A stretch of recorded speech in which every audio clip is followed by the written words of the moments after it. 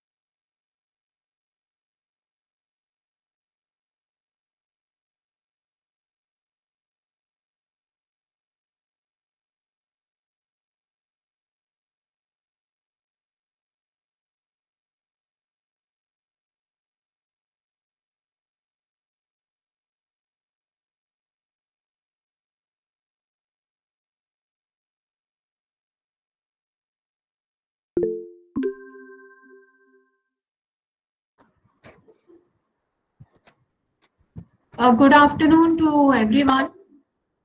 On behalf of Institutions Innovation Council of Goa University, myself, Dr. Purnima Dume, welcome you all for this webinar on Hindrance Phase by the Entrepreneurs, organized by IIC Goa University.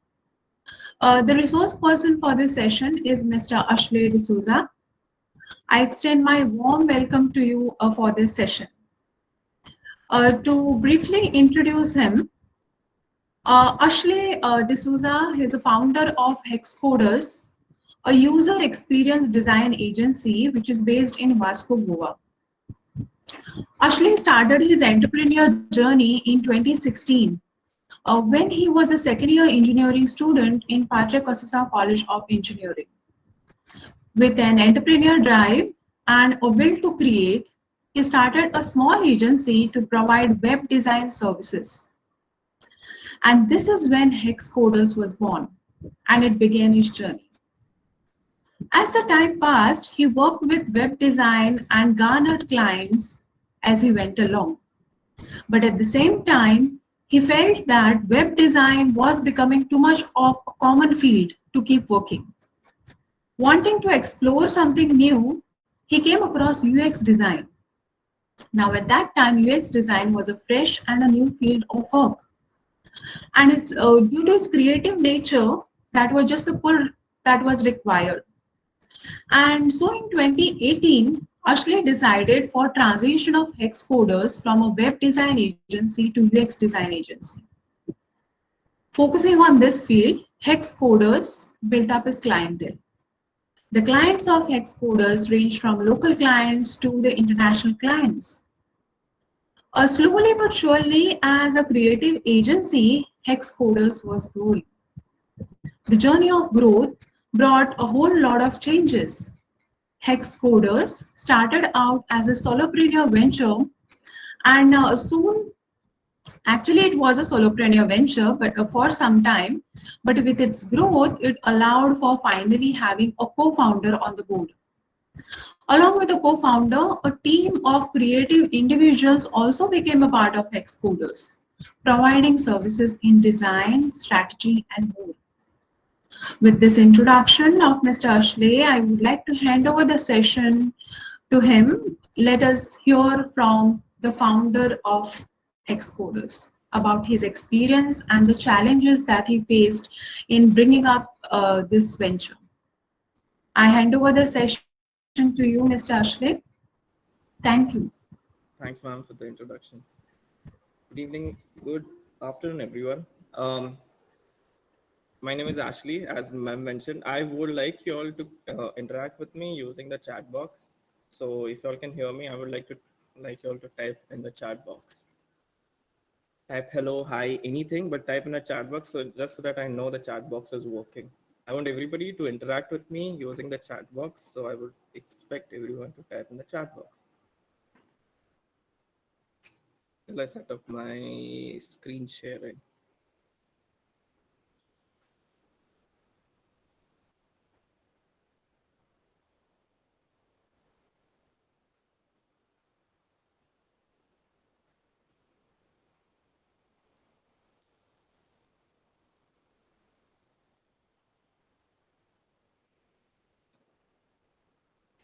Only 3 people. There are 55 people here. Good afternoon, everyone. Come on, I would like to hear more in the chat. Can you all see my screen? If you all can see my screen, say you all can see my screen. Say yes. If you all can't see my screen, say no. Okay, yes, people can see my screen. People are typing. Okay, this is good. So as the session progresses, I ask questions. You'll answer using the chat box. Okay. So this way I'll know the session is going good and you're not bored or falling asleep because it's 3 o'clock and I'm sure everybody must be half asleep. Okay. So as ma'am mentioned, I run a small user experience design agency. We are responsible for building mobile and web experiences for clients looking out to take their businesses online or build products which are software in nature or products that can grow online. From social media applications to applications built for Lupin and Zomato. So we were very lucky when I started. I was like the initial people in Goa to start a user experience venture because nobody else was doing it, and everybody else were like, as ma'am mentioned, were into web design and development. So something in me did not feel right because during one conference, someone asked me, Ashley, what do you do? I said, I design websites. So uh, I run a startup that designs websites. So he asked me, okay, you design websites that everybody does. What are you doing differently? What is it that is interesting about you? And that was when I realized I don't have an answer for that. I just design websites. So that's kind of hit me in a place where I claim to be a student entrepreneur doing a startup. But then something in me was like, I don't want to be just another web designer. When someone asks me the next time, I need to tell them something that is unique about me. I want them to remember me for something different and not just like a web designer. So that's when I started my research and I got into figuring out what is it that are my talents. And I figured out that, okay, I love a lot of colors. I love working with fonts and stuff. So I was like, okay, what we'll do is we'll figure out something in design. And that's when I came across user experience design. And that's where my entrepreneurial journey started. As I mentioned, I am a student entrepreneur. I started my startup when I was in my second year of engineering.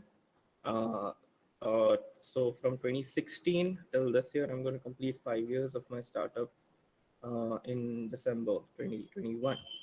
So that's something that I will be discussing with you all today. I will be speaking about what is entrepreneurship and uh, how it is not that hard as we think it is. I mean, I did my engineering, which was 9 to 5, and I still managed to run a successful startup on the side. So I'll be also explaining to you all how you all could pick up a startup idea and work on it, how to build a team. I'll be also helping you all figuring out how to find problems that you all can solve, something that will make you different. I will be talking about design thinking as a methodology to help you all build solutions for the problems we find. And finally, I will give you some tips of figuring out how to start your own startup. Okay, so that is the agenda for the session today. Any questions? Is this clear till here? Is this interesting? If it's interesting, type interesting. If it's boring, type boring. In the chat box, if it's interesting, type interesting. If it's boring, if you all don't type anything, I'll assume it's boring. Okay. In the chat box, if it's interesting, type interesting. Okay. Okay. Okay, good. Let's everybody finds it interesting. So I guess let's proceed. I've already given, ma'am has already given my introduction, so I can skip this slide. Okay, so we'll come to what is entrepreneurship. Entrepreneurship is a person's ability to start and manage a business on his own. So when I started in 2016, I was a student and I did not know uh, what entrepreneurship was. For me, it was like starting my small business owner, like starting my small business.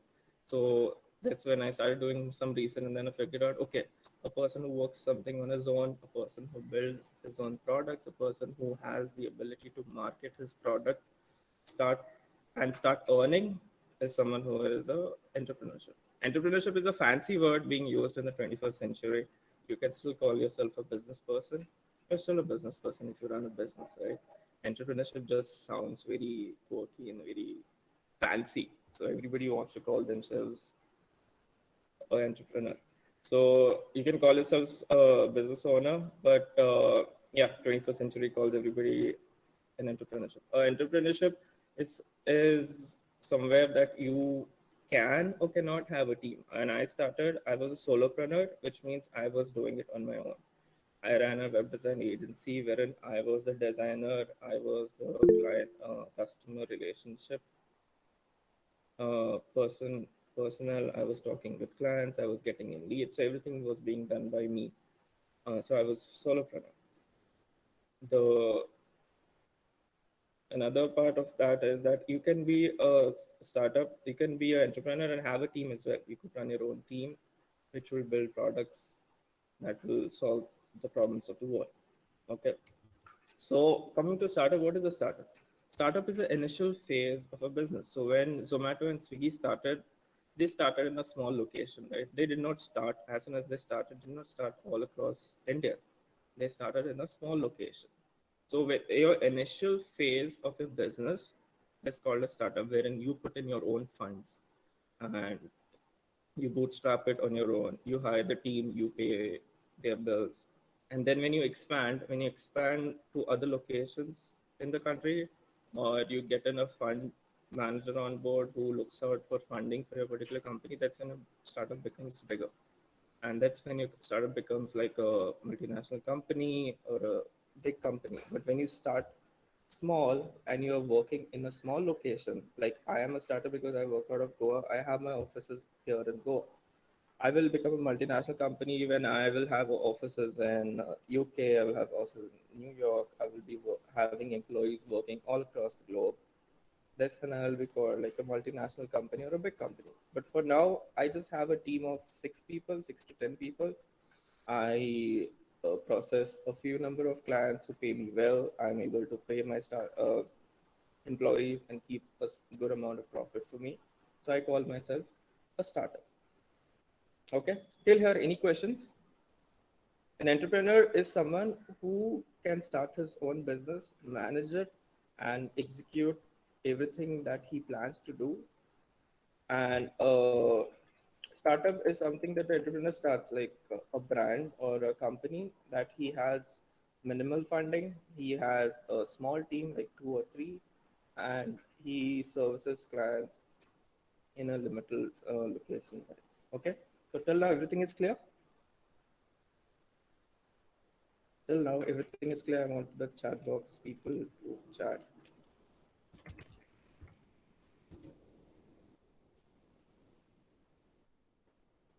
Yes, okay, fine.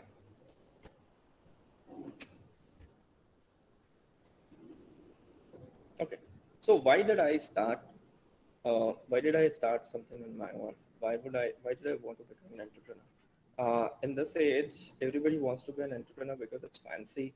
Everybody wants to be an entrepreneur because it gives them that extra push in life. Like they feel if they call themselves entrepreneurs, they are like big people. But when I started, for me, it was more like I wanted to do something on my own. Uh, when I started my startup, for me, college was interesting. I mean, I did 3 years of diploma before getting into computer engineering. So as soon as I finished my diploma, I knew, uh, I mean, practically I could build websites on my own. But then, you know how costly engineering fees are, right? So in order to pay engineering fees, I wanted to start something on my own that would allow me or at least assist me to pay my fees. So that's when I decided, okay, what I'm going to do is I'm going to start a small startup of my own, build websites, and get some revenue inside so that I could assist my parents in paying my fees. So why is that people pursue? Why should you pursue entrepreneurship? It's the challenge. People who love challenges, people who want to learn as they do something new, because entrepreneurship provides you with a lot of learning. Like when I started, I did not know how to write memo books. I did not know how to write an email, but over the years, I know to write I know to write a lead generation email, may it be a hiring email. So as entrepreneurship progresses, as you learn new things in the process. So entrepreneurship is for someone who loves a challenge and who wants to learn something on their own. entrepreneurship also provides you with independence, wherein you can call yourself your own boss. You don't depend on anybody else money. You're responsible for your decisions. You're responsible for executing things that you plan to do. You set goals, you meet them, you earn the money, that's all yours. Okay, it's not like you depend on someone to pay your salary 10th of every month. You don't wait on anyone. It's your thing, it's your bread and butter. You earn it, you make it work. And yeah, in the end, the third point I would say is recognition. Being an entrepreneur, for me, I got a lot of recognition. When I started 2016, I was like the student entrepreneur. Papers covered me. But as I say, as you start getting some fame, there's always a downfall, right? The college that I was learning in kind of had issues with me because I stood not attend college much because my clients meeting were clashing with my college timing. So, and my attendance was at a mess. And it was a hard time for me to go through engineering and startup at the same time. But then end of the day, if you want to make something happen, you have to make it happen. So I figured a way out. I spoke to the teachers. I told them on Saturdays I will come and attend the classes. I'll make up for the attendance. But end of the day, 75% attendance is what you need to manage, right? So that's what I say. You will get a lot of recognition, but there will also be times when you will not be quite celebrated. And that's something that's part of it. Okay, so that is so till here it's clear. Are we still interesting? Is my voice breaking in the middle by any chance? No, it was little low sometime back, but now it's fine. It's fine now? Okay, fine. Yeah. Okay, should I proceed? Should I proceed? In the chat, let me know, should I proceed? Okay, fine. And all this talk about, okay, I will proceed. All this talk about entrepreneurship, people feel like, okay, should I also do entrepreneurship? Actually, should I go into this field? I would say it's totally fine if you do want to become an entrepreneur. If everybody became entrepreneur, how will I hire a team? Like if I want a developer who says I'm an entrepreneur, Ashley, I won't work for you. It doesn't work like that, right? I also need people to join me to build my startup. I need people to assist me in certain areas I am not good at. So you could also be an amazing employee and still be successful in life. It's not that just because Ashley is saying entrepreneurship is very, very good, I should also start. It's not that. Entrepreneurship is not for everyone, and that's okay. If you feel entrepreneurship is not working out for me, it's fine. You could be a good employee. You could do good in that field. We became entrepreneurs because we are bad employees. Okay, so you could be a good employee if you're bad at entrepreneur. It's totally fine. You don't have to feel FOMO that, okay, my friend has become an entrepreneur and I'm not able to become one. It's totally fine. Okay. I get this question asked a lot, saying that, is it that even I have to do entrepreneurship? Actually, I always tell them, no, you don't have to. If you feel you want to try it out, sure. College is the best time to try out your startup or your entrepreneurship journey and see if it works out or not. For me, it was, since I was good at designing and coding, I knew if my startup fails, I can go and apply for a job someday, right? So I gave my everything for the startup, keeping in mind that it might fail. So there's no guarantee that your startup won't fail. If you think your startup will never fail, then I think that's something of a mindset issue that you're facing. There's always a failure. I faced a lot of failure while running my startup. There was a point in time where I was like, okay, I should become a teacher mindset. But no, I kept going, and I'm happy that I kept going and I got to this point. But if you don't want to be an entrepreneur, it's totally fine. It's not for everyone, and that's not a bad thing. Okay. So now that we know what a startup is, now that we know what an entrepreneur is, and what are the skills and various things required, various ups and downs of an entrepreneurship journey, let's figure out how can we proceed with it. Okay. So when I started, when I give these sessions, I always make it a point to involve this Kensho rule. Okay, Kensho rule is something that we came up at Hexcoders, which helps you identify if entrepreneurship is for you or not. Okay, this particular exercise will help you identify if entrepreneurship worth it for you or not. Okay, it's a 30-day exercise wherein you figure out a problem that is going on in the world. You try to solve it within 30 days. As in, you don't have to build a physical product for it. You just have to theoretically solve it, maybe make a report about it, write a paper about it, and see if you can solve it or not.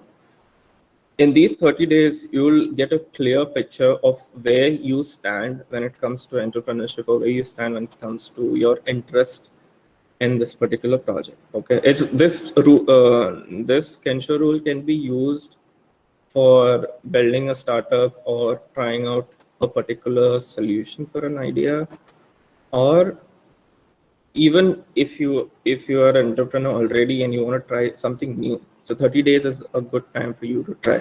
Now the best part about this rule is if you fail in 30 days, you want to try a particular idea for the month of August, okay, and you failed at it, you realized end of these 30 days you lost interest in that particular project. Next month, the month of September, you could try a new idea, right? So in the you could try a new idea. If that fails in the month of October, you could try. So in a year, you could be trying 12 ideas, and in 2 or 3 years of your college life, you could try 12 into 3.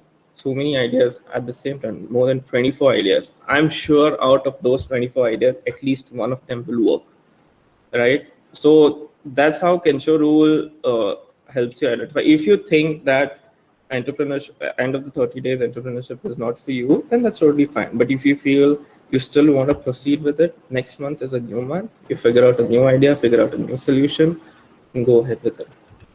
Okay, it has simple 3 stages to run this exercise. You define a problem that is being faced by the world. For example, today's session will take an example about simple example about our road situation in Goa.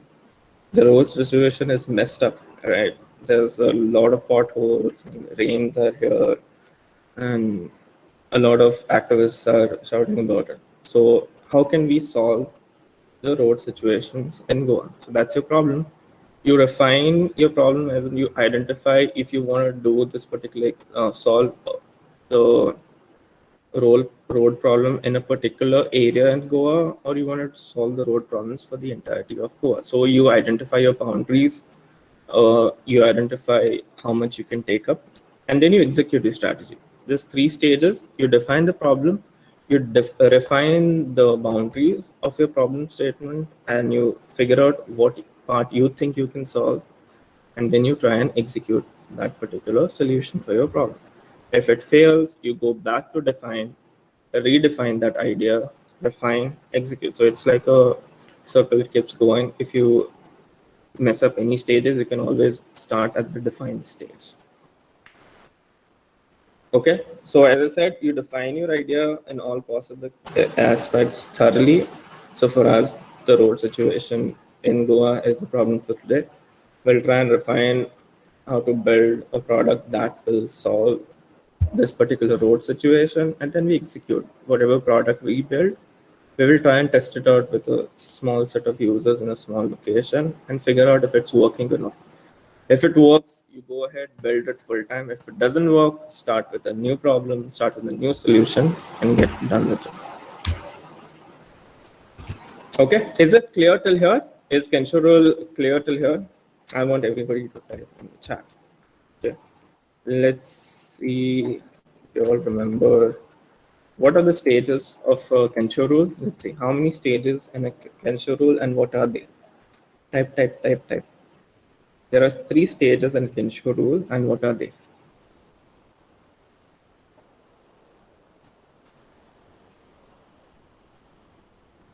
Okay, yeah.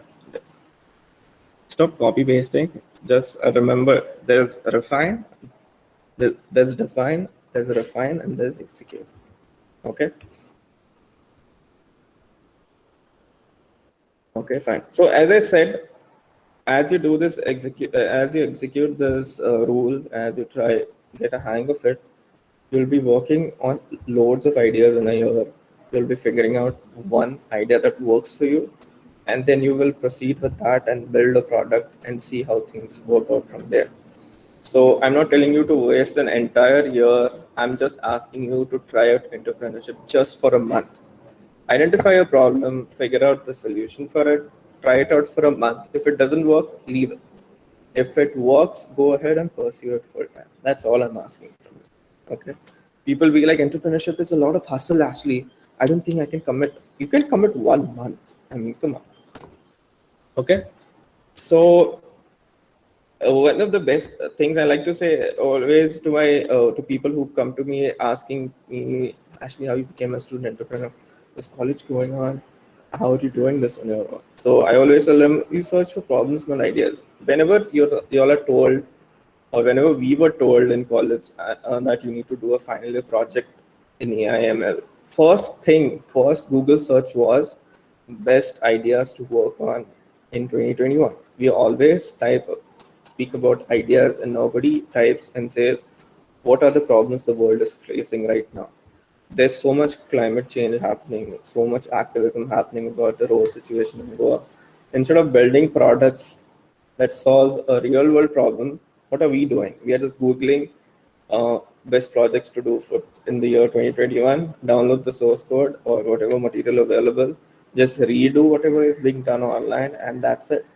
That is all we are doing. So if you want to do a difference, if you want to build something that is not existing, start searching for problems and not ideas. Okay. So first stage in that is identify your interests. Like, are you a software engineer? Are you an architect? Are you a mechanical engineer? What are you? What are you interested in? What interests you? Figure out what is that is interesting to you. Don't design products that is completely out of interest, something that you are not interested in at all, because you'll get bored of it soon. And once you're bored of it, you will start procrastinating, and that's it. That's the end of your 30 days. So identify what is that interests you, the fields that interest you, and research that particular market and figure out what problems is the world facing right now and that is interesting to you. Then you start working on that project, pick up that particular problem statement, work on it for 30 days and see how it works. If it doesn't work, pick up another topic next month and go ahead with it. If it works, go ahead, build a team and build a full-fledged product, put it in the market and see how it works. Okay. Okay. So far it's clear. So far, is it clear? Do you want me to proceed? I will have a sleep. I will half asleep. Yes, Anna says she's half asleep. Okay. Sean says it's clear. Okay. I want people to type in the chat. There are 66 people and I'm only receiving messages from Anna and Sean. Come on. I want more people typing in the chat telling me to proceed. Okay, cool. Okay. Everybody's awake now. So, because this next part of the session is very, very important. Okay. In this particular methodology is very important to understand the problems and figure out a solution. Okay. Sorry about my dogs. Wait a second.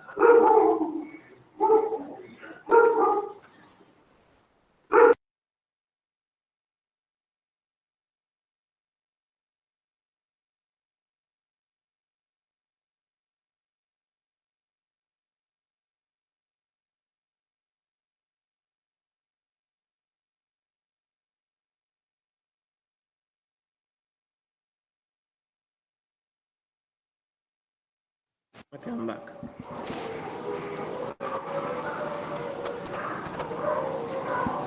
Okay, so we will be focusing on something called as design thinking. Have you all heard about design thinking in the past? Has anybody spoken about design thinking? Or this is new. If it's new, type new.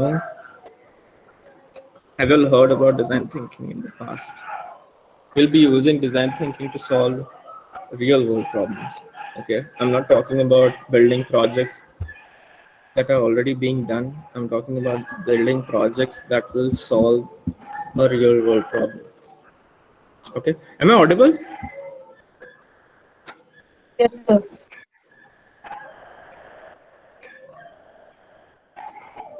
Okay, fine. So in the process of design thinking, there are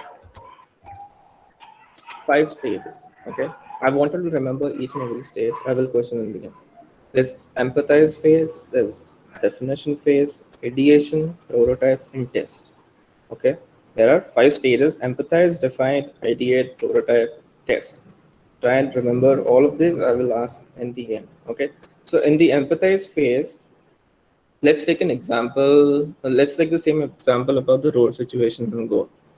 Okay, so so in the empathize phase, what you do is you start by speaking to real people. You go in a particular locality and you speak to them and identify what problems are they facing in today's this. Or so, for example, for us, for me the interest today's news is that there's a lot of road problem in Goa, a lot of potholes that the government is not filling up. So keeping that in mind, I will go and figure out which particular area in Goa is affected the most based on this study. So I'll say Panjim is affected the most. I will go and identify a particular road and go and talk to the people around it. Okay, I'll ask them how many people have faced this issue here. How many years has this road not been repaired? Why is it that the government is not taking any steps? Have you all gone to the government? Have you all raised this query to the MLA or the council or whatever? So I will be asking them all these questions. I will be putting myself in their shoes and identifying why is it that this particular problem are they facing this particular problem for a long time. And this is an exercise that we tried, I and my team. So we went to a particular place in Panjim. We spoke to these people who were affected by the roads. So we asked them why is it that the road is not being repaired. So they be like, every year we do a petition to the government asking them to fix it before the rains. But the government never responds. The government listens to it, but he never responds, and the road is never repaired. And if it is repaired, it is repaired for. They just put a small amount of this amount in repairing the roads, but the main roads are never repaired. So now they are the people who are affected. So we spoke to the affected people, we empathize with them, but we also need to understand that to solve this particular problem, there are 2 parties to it, right? One is the person who's affected and the person who is actually making these people suffer. So we went to the government officials, the MLAs, we spoke to them, why is it that this particular road is not being repaired? So the response they gave us was that they are receiving a lot of inquiries and then they don't have a proper way to identify which particular road needs immediate assistance. They be like, everybody comes in here, gives us a petition saying that my road needs repair, but the funds are so limited that we can only pick certain roads and repair certain places. So that's where we identified that the government is very poor at receiving feedback and feedback and all these petitions, and hence they end up repairing roads that don't even need that much repair and end up neglecting the roads that need. So in the empathize phase, is nothing but you go and talk to the people who are affected by a particular problem, identify the problem, speak to them, figure out how are they affected, figure out what is the reason for their problems, and note it down. So you, in the empathize phase, you put yourself in the user shoes and identify the problem. The next phase is to define. So now we define that the problem with the road is not. We define that the roads are not being repaired because the government is not able to identify which roads need repair on a priority basis and which roads can be neglected for a while, because as they said that their funds are limited and they can only repair certain roads. So one important part in the definition phase is that you need to identify the exact problem that you're going to solve. Okay, So in the definition phase, you need to define. So as I said, the problem is not that the roads are not being repaired or the government is being lazy. The problem is the government is not receiving data based on priority, which road need. So they need, what they told me was they need a list of roads that need immediate assistance, right? So the problem statement here is to identify a way to produce data that the government can use on a priority basis. So on the empathize phase, we figure out what the problem the people are facing and why it is not being solved. In the definition phase, we properly note down the problem statement that we are going to solve. Okay, so I empathize and define. Is it clear till now? Do you want me to repeat? Is it clear? Is the first two phases clear? Is the example clear? If it's clear, type clear in the chat. I need 15 people typing clear in the chat in order for me to proceed. 15 people typing. There are 63 people. I'm sure 15 people can type clear in the chat. That's only 7 people. I'm counting. One more. Okay, fine. Okay. So empathize phase, define phase. Third phase is ideate. Ideate phase, now the problem statement that we defined. In the ideate stage, we will come up with various ideas that we will use to solve this particular problem. Okay, you sit with your team and take pen and paper and start identifying all the solutions that come up to your mind when you want to solve this particular problem. Even if it's silly, just note it down, put it on a sticky note, just make an entire list of all the possible ideas that you get in order to solve this particular problem. So for this particular problem of roads, the ideas we came up with was maybe we could build a mobile application that will help the people who are affected to get the location of a particular pothole and mark it on the app. And that location is that particular pointer is sent to other people in the location, and then they just upvote that particular pothole. Based on that, we will get which particular locality upvotes the most. We start setting up priorities. So that was one idea. Second idea was we speak to the PWD people, and then we send a particular person to come and have a look at all the potholes in the area. And what he does is he makes a note of which particular area needs immediate assistance, which particular area can be neglected this time and can be fixed next year. And so that's a manual idea we came up with, wherein we go and tell the PWD key, appoint one person who is responsible just for checking which roads need immediate help and which roads need the potholes needs to be fixed. So we came up with a lot of ideas. These are the top 2 ideas I remember from my head. Okay, so after a lot of discussion with the team in the ideation phase, we went to the prototype phase, wherein we had to build the idea.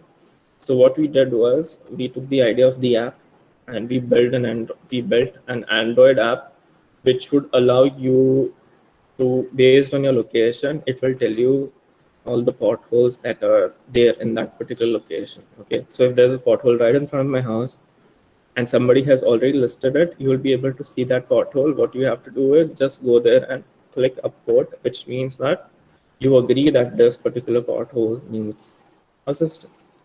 And we built another app for the officials in the PWD. They would directly get a list, a proper Excel sheet. It says that this particular location, 19 people have upvoted, but this particular location has 81 votes. So this particular location needs immediate assistance. So this was the idea. We ideated and then we built a prototype. What is the next phase? Next phase is we test this prototype. So we took the app to the people, we took the Excel sheet to the PWD, and now we need to test it out. So remember the people we spoke to during the empathize phase?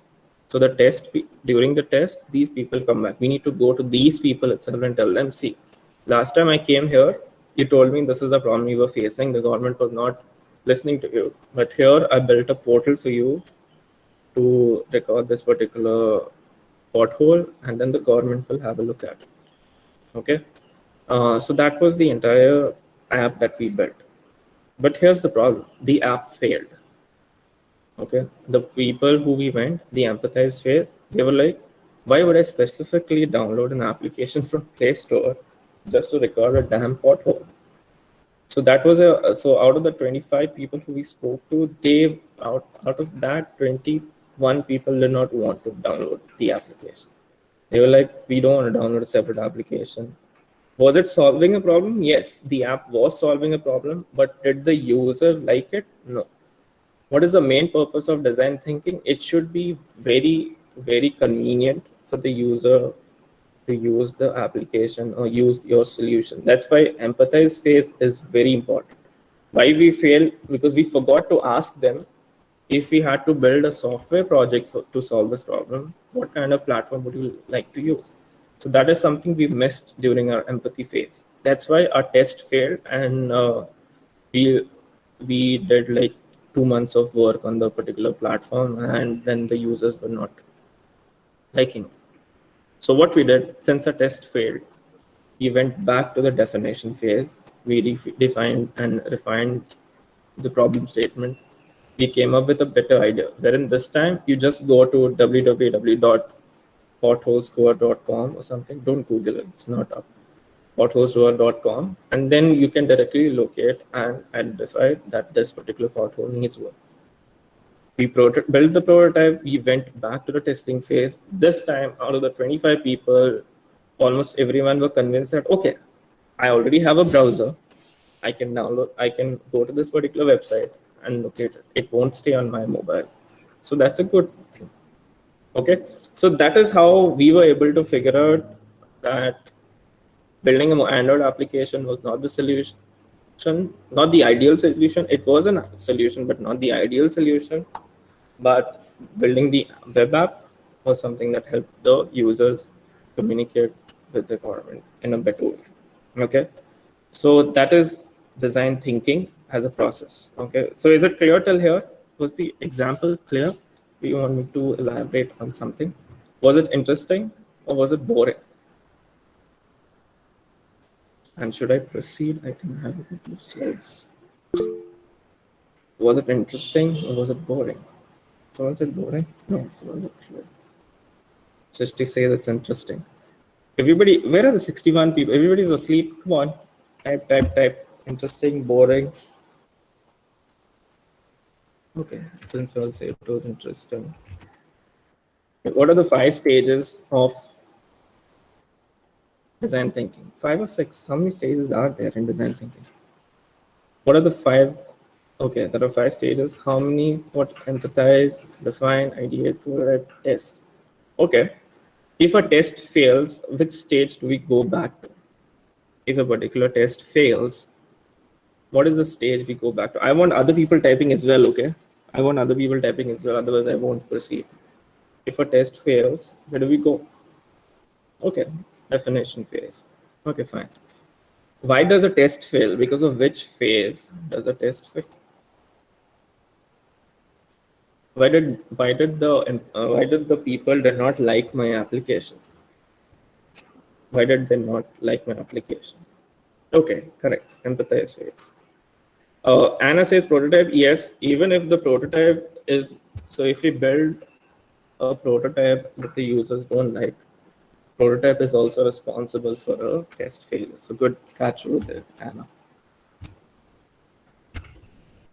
Okay, so yeah, so that's design thinking. So whenever you all are building a project on your own, or if you all want to try out the 30-day Kensho rule, your first step would be identify a problem in the world. Okay, go and do your design thinking on it. And while you're doing design thinking on it, try your idea for 30 days. Okay, figure out. So your empathize phase and your definition phase. Okay, so your empathize phase, your definition phase, and ideation phase, these 3 phases should be complete within 30 days. Okay, if you want to identify if your app is going to work, if you're going to be interested in the project, to these 3 stages in your 30 days of Kenshuru. That's when you'll figure out whether this idea is worth making, if this idea is worth working on. You will also identify if you're still interested in this particular project or not. Okay, so to summarize and how to go about start your own startup is to identify your niche. Your niche, I mean, identify what is it that interests you. Okay, once you identify your niche, you need to start figuring out what is a real world problem that you think you can solve. Okay, come up ideas for real world problems that will building a real world solution for problems would be a way better approach than doing something that is already existing in the market. That is boring. Okay, this is interesting. And then once you identify a problem and you think you can build a solution for it, try the Kensho rule, identify the startup idea that works for you. Try it out for 30 days. If you think that is going to work, go ahead, proceed with it, try it out. Try it out till you fail. If you fail, figure out why you failed and then restart. There's no harm. You're still in college. There's no harm if you fail at this part. Okay. Then you create a business plan and identify how to make money out of it. I mean, for us, if we had to build this app, do you all want to know what happened to the Potholes app we built? Nobody who do you want to know? So what happened is we built it. We did everything we could. We had a meeting with we had scheduled a meeting with the CM, and then we could not meet the CM. Then we had to go and meet some other MLAs. They were like, Ashley, this is too much technology. We are not this advanced. And then they threw out my idea. So portal application was never built. So any of you all who want to try out the portal applications on your own, please go ahead and try it out and make it work, please. Cecil has been doing the activism for a long time. This was a way to figure out a technological solution. What happened is the government was not ready to take ahead this particular project because we had a feature that was done for the government dashboard that would track each and every step. So we had a feature wherein if the government has received a particular petition and they've identified which road they want to work on, we told them we all need to update the desktop, update the application saying that this month we will be working on these 3 roads. And that is something I think they did not like, or that is something that they did not want me to put out in the public. And as we were proceeding and the idea never happened, so it did not work out. Okay, so that's what happened. It failed, guys, it failed. Okay, so you create a business plan, identify how to make money. Then you need, I don't know if you have any incubation tie-ups or anything. But when I was started out, I was tied up with SIBA. Recently, I was tied up with FIRE, that is in Fathodda. So figure out, so if you think you've tried out this 30 days, right, of Kensho rule, and you think, okay, this is something that we can build, and you're looking out for funding or some financial or strategic help, you can approach these already existing startup incubators and all. They'll help you out big time.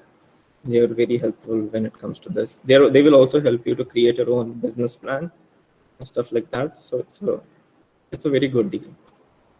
Okay. As I said, don't be afraid to fail. You're still young. I am still young. I am still 23, still trying out, still failing. It's not a huge deal. You can keep going ahead. It's still, still in your college. This is the best time to fail. I'm not in your exams, but when it comes to a startup, this is the best time to fail and build something that will work out for a long time, which is something I failed at, is try and maintain your college startup balance. If you all are in college and you all plan to start your startup, see to it that you'll maintain at least whatever your 75% you'll need to maintain. Okay, because later on, it will become an issue. The issues like I faced, I had a hard time coming up with 75% attendance. Okay, so that's me. That's basically the presentation. If you all have any questions, this is the time to ask. And my colleague Sonia will be posting a feedback form. Do you all want this PPT? If you all want this PPT, right? Sonia is posting a she will post a feedback form. So it will help me identify whether it was really interesting or you all were just lying in the chat. Okay. So Sonia will post the feedback form, which I want you all to fill. And accordingly, I will email all of you on the PPT. Only for the people who will fill in the feedback form. Okay. Otherwise, if you are not filling the feedback form, we won't send you the PPT.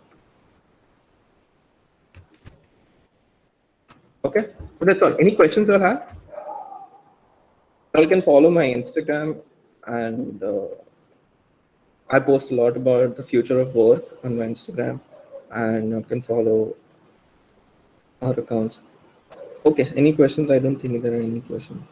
I think I did an amazing job. Okay, ma'am, I think that's all. Okay, thank you, Ashley, for the wonderful session.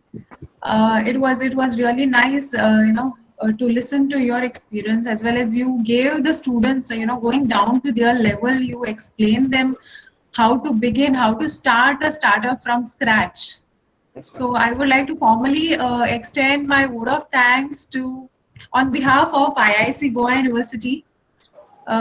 Thank you for giving students detail about the Kensho rule that you touched upon, then design thinking too. I hope all of you would agree with me on that, all the participants, that it was pleasure to listen to Ashley.